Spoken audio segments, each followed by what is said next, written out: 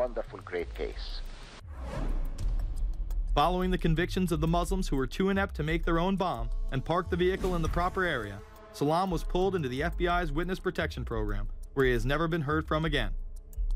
Prior to the largest and most devastating terrorist attack on U.S. soil, the United States was poised as the first truly global superpower. Brzezinski would muse in 1997 that geostrategic success would represent a fitting legacy of America's role as the first, only, and last truly global superpower, and that the only way to mobilize Americans was a truly massive and widely perceived direct external threat. In September of 2000, a neoconservative think tank called the Project for a New American Century echoed Brzezinski's statements, saying the United States is the world's only superpower, combining preeminent military power, global technological leadership, and the world's largest economy. An engine for New World Order ideals, members of PNAC included Dick Cheney, Donald Rumsfeld, Jeb Bush, Scooter Libby, William Kristol, and Paul Wolfowitz. Describing the difficulty in projecting force, they write the process of transformation is likely to be a long one, absent some catastrophic and catalyzing event, like a new Pearl Harbor. This takes us full circle to the September 11th attacks of 2001. In my previous film, Fabled Enemies, I expose in great detail the Saudi Arabian, Pakistani, and Israeli connections in conjunction with this international intelligence operation. In the early 1980s, bin Laden worked with operatives from U.S. intelligence, the Pakistani military, and Arab states. They ran a wide-ranging covert network that recruited and financed Muslim fighters to battle the Soviet army. The hijackers that were trained at U.S. military installations and protected by the FBI and CIA. The military exercises leading up to 9/11, and those that took place as the attacks occurred. Open line. Surveillance, Sergeant Richmond. Sergeant Richmond, Sergeant Light from Cheyenne Mountain Test Control. How are you? I'm doing fine. Okay, I need you to terminate all exercise inputs coming to Cheyenne Mountain at this time. Copy. And stay on loop until I verify that the connectivity is disconnected on the exercise side only. Okay, no, do not do any more inputs on the exercise side and stand by. I got Cheyenne Mountain on the line. Terminating all exercise inputs. So, over, see if you didn't know this exercise. Oh, yeah. The Black Ops program, Able Danger, and the shadow government involvement. This morning we learned that the Vice President wasn't the only one sent to an undisclosed location on September 11th, that an entire backup government was and is still there and may be there for as long as anyone now at least can imagine. As well as much, much more. The government has lied about 9/11 repeatedly and used it to dominate the Middle East, while creating an evolving police state here, encroaching on civil liberties at home. And of course, building a new world order. There is a chance for the President of the United States to use this disaster to carry out what his father, a phrase his father used, I think, only once, and hasn't been used since, and that is a new world order. We know now that September 11th of 2001 was the beginning of what we might call a new world order. The new world order that this president's father talked about with such great enthusiasm seems to be high on the agenda of this administration. Under the second Bush administration, massive amounts of civil liberties were openly and brazenly taken away following 9/11. The passage of the Patriot Acts, the Military Commissions Act, and other horrifying anti-constitutional legislation was enabled by the incredible amount of fear generated by the media, all in the name of keeping us safe here at home.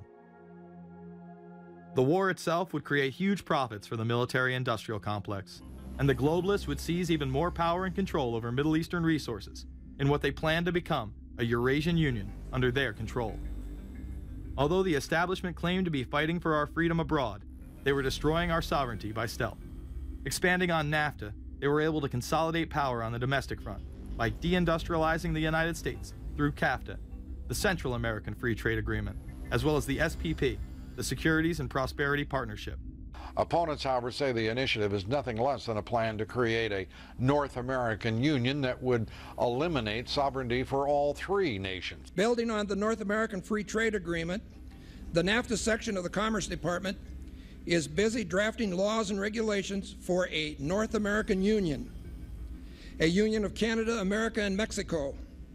The President has attended secret meetings and signed at least 2 agreements under the Security and Prosperity Partnership Program. The stated goal established by Presidents Bush, Fox, and Prime Minister Paul Martin is integration by 2010. It's a plan from the business elites, the political elites, that will cost more American jobs, cost American sovereignty, but it would fulfill the President's father's vision. Now, former United States Trade Ambassador Robert Zoellick is talking about it again with renewed vigor. This time, a new world order with business at the helm of trade and economic policy. It's an agenda that goes hand in hand with the United States, Mexico, and Canada working quietly and behind the scenes to promote a common market with common deregulation for the benefit of multinational corporations. It's remarkable to me, the arrogance, the idea of just simply throwing away the nation's sovereignty, but they're trying to do so in so many ways. People better understand that they mean exactly what they're saying. It's a new world order they're trying to create. Dobbs, the only mainstream anchor to expose the New World Order, resigned shortly after bullets were fired into his home. The elite do not plan on waiting around for these unions to be formed before implementing the next step in global government. Through the vast global economic crisis of the last few years, they have been able to devalue the dollar and undermine it as the world's reserve currency. They have allowed the Federal Reserve and IMF to consolidate power by taking control of the Securities and Exchange Commission, as well as issuing a global currency instead of the dollar, disguised as a special drawing rights unit. This aspect of the New World Order was announced at the G20 in April of 2009. There is a big thing that's going to happen in London at this G20, and then they're hiding it, they're camouflaging it, they're not talking about it. Coordination of international regulation. What they are going to do is to put our Fed and our SEC under the control, in effect, of the IMF. The New World Order, that's what they're planning in there, is to undermine the U.S. currency, and it's just really sad. What it really is putting the American economy under international regulation. Yeah. And those people who have been yelling, oh, the UN's going to take over global conspiracy government. Theorists. They've been crazy, but now they're right. There's 20 or whatever people in the G20, say there's 20 ministers, thousands of us, and we can't get our voices heard. When Geithner said he would be open to the idea of a global currency last week, yeah. Those conspiracy people had said and suggested that for years. Right. You're not wrong. Cash is becoming weeded out. Cash will most likely be eliminated or extremely difficult to use in many situations, so that you'll have to use the global currency or the electronic currency. Even though a physical global currency is yet to exist, groups such as BRIC are openly promoting a new reserve currency, which is a conglomerate of Brazil, Russia, Indonesia, and China. Get everyone in the whole world using one currency, which some people think that's a good idea. Russian President Dmitry Medvedev recently showed off a sample coin of the new world currency at the G8 in July of 2009. We have also agreed today additional resources of $1 trillion that are available to the world economy through the International Monetary Fund and other institutions. This includes 250 billion from special drawing rights, the reserve currency of the IMF, drawing rights that will be issued to countries who are part of the International Monetary Fund. I think a new world order is emerging, and with it the foundations of a new and progressive era of international cooperation. The head of the European Union is also calling for global government. 2009 is also the first year of global governance, with the establishment of the G20 in the middle of the financial crisis. Gordon Brown has called for a world constitution. We now need nothing short of a world constitution for the global financial system. Both Gordon Brown and Barack Obama had been groomed to be the next Anglo-American spokesman for this new world order after Bush and Blair stepped down. Here is Gordon Brown in front of the CBI prior to him being chosen to become Prime Minister. And it's only now that we can begin to understand that the world order that globalization brings and what it's going to look like. But what does the new world order mean for countries like ours who are looking to succeed?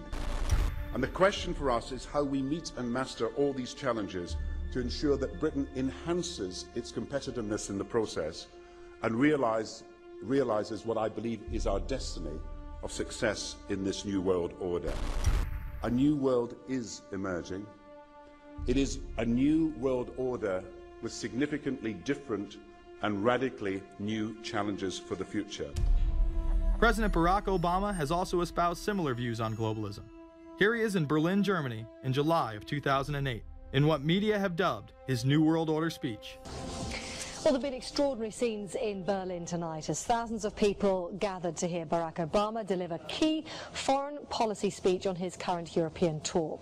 The Democratic presidential hopeful laid out his vision for America's place in a new world order. In this new world, such dangerous currents have swept along faster than our efforts to contain them. And that is why we cannot afford to be divided. No one nation, no matter how large or powerful, can defeat such challenges alone. But the burdens of global